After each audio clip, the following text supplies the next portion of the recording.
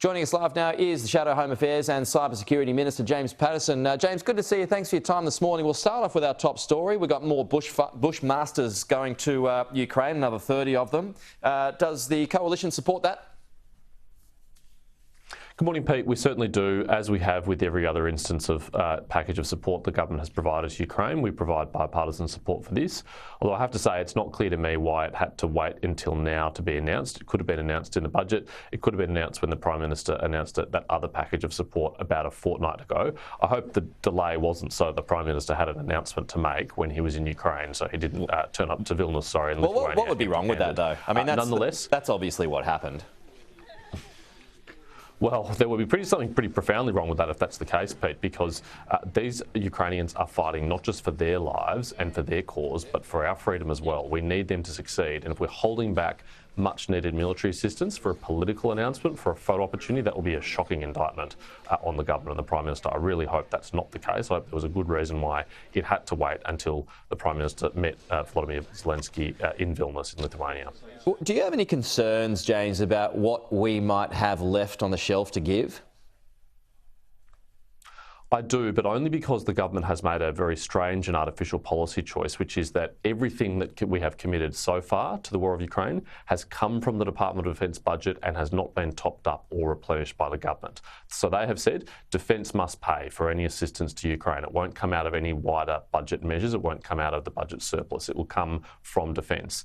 And what that means is no wonder when you ask Defence to go and find things for Ukraine, they rummage around the back of the couch and look for the least harmful things to get rid of because they are worried they will need it themselves. And there is good reason to be concerned about Australia's need to defend ourselves. We've got a lot of work to do over the next couple of years to step up our ability to defend ourselves. So the government really needs to change this approach and stop making defence pay for Ukraine.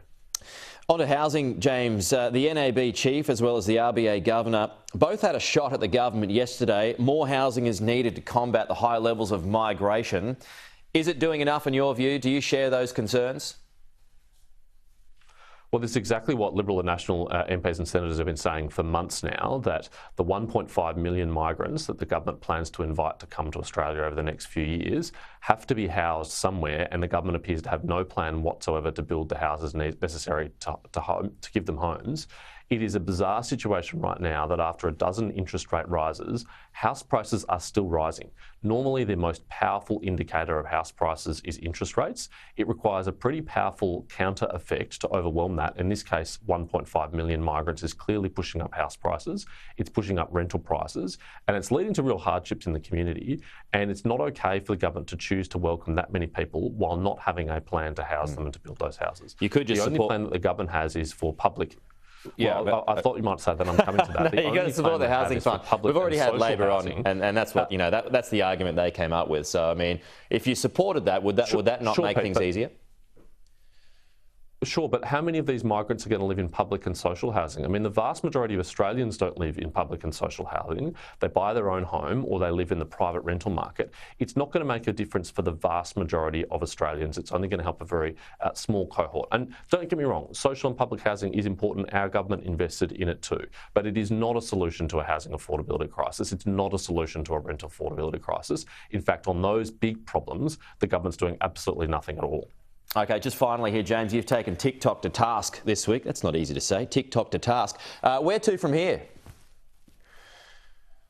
Well, the committee will be handing down our report to the Parliament very shortly, and I have to say it was very disappointing that TikTok wasn't able to be more upfront and honest in the very simple and basic questions I asked them, like where is your company headquartered and where are your employees based?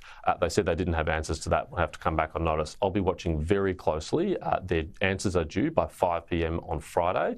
If they're not able to answer those questions they took on notice, that will reflect very badly on the company. OK, we'll watch that timeline as well. James Paterson, appreciate it. We'll talk to you soon. Well, Hugh Edwards